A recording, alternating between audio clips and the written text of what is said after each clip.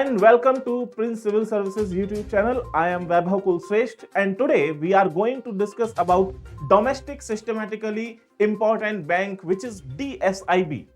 So we have heard about private bank, public sector banks, payments banks and there are various types of banks जो आपने सुने होंगे. तो ये DSIB कौन सी नई बैंक्स हैं जिनके बारे में आज हम जानेंगे. तो सबसे पहले ये DSIB होती क्या है. DSIB बैंक्स के लिए एक टैग लाइन और एक टाइटल यूज किया जाता है, that is too big to fail. It means कि इनका जो साइज है, जो आकार है, वो इतना बड़ा है कि ये फेल नहीं हो सकते. सिंपल. सो DSIB के बारे में ये डेफिनेशन दी गई है आरबीआई के द्वारा. और ऐसी बैंक्स जिनका जो आकार है, whose assets exceed 2% of GDP of India are considered part of this group.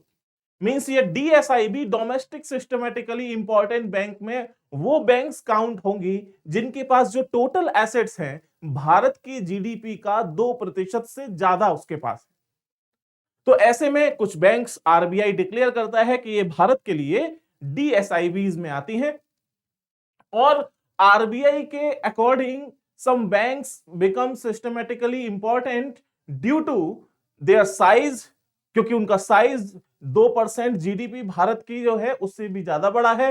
Cross jurisdictional activities, बहुत सारे प्रकार की वो एक्टिविटीज में संलग्न होती हैं.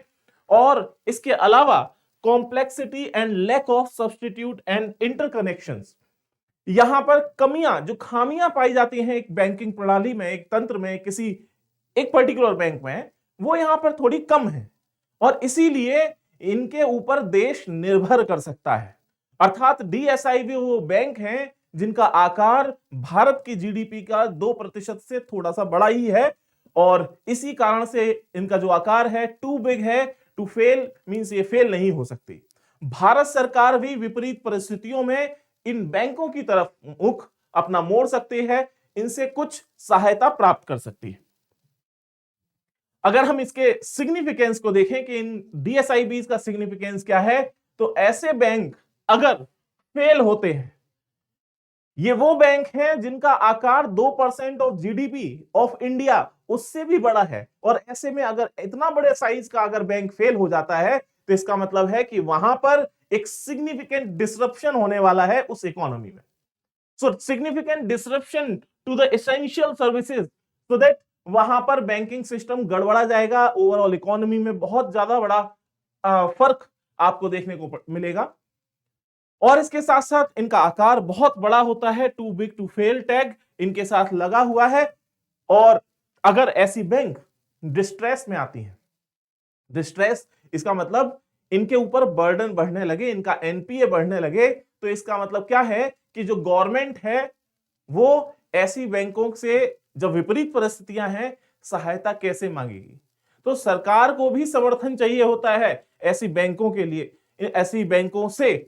तो यहां पर ऐसी बैंक अगर फेल होती हैं तो बहुत बड़ी दिक्कत हो सकती है किसी भी इकोनॉमी के लिए. और due to this perception these banks enjoy certain advantages in funding.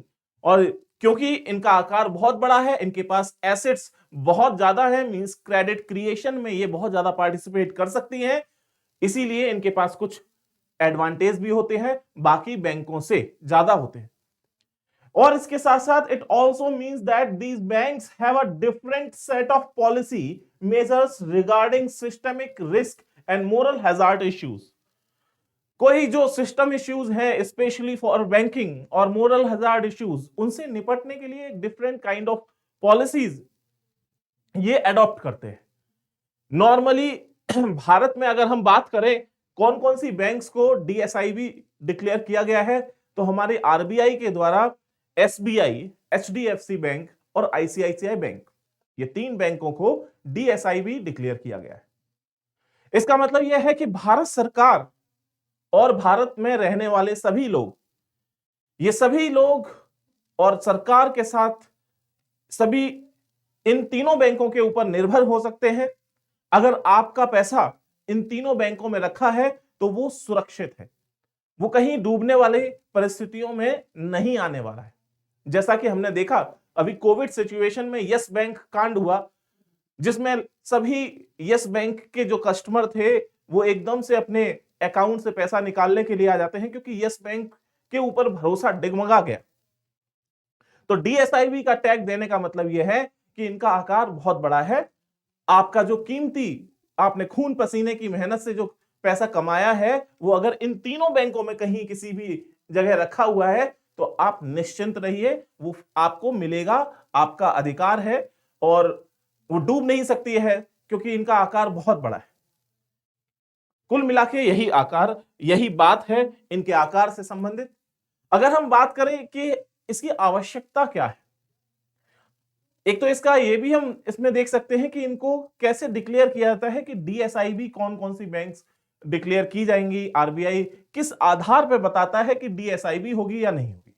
तो इनकी जो टीयर 1 कैपिटल है उसका कुछ सर्टेन रेशो डिफाइन किया जाता है कि अगर उतना रेशो इनके पास है तो उसके आधार पर एक स्कोर दिया जाता है और स्कोर के बेसिस पे ये डीएसआईबी का टैग आरबीआई इन बैंक्स को देती है। तो भारत में कुल मिला के 3 बैंक हैं, SBI, second ICICI and third HDFC.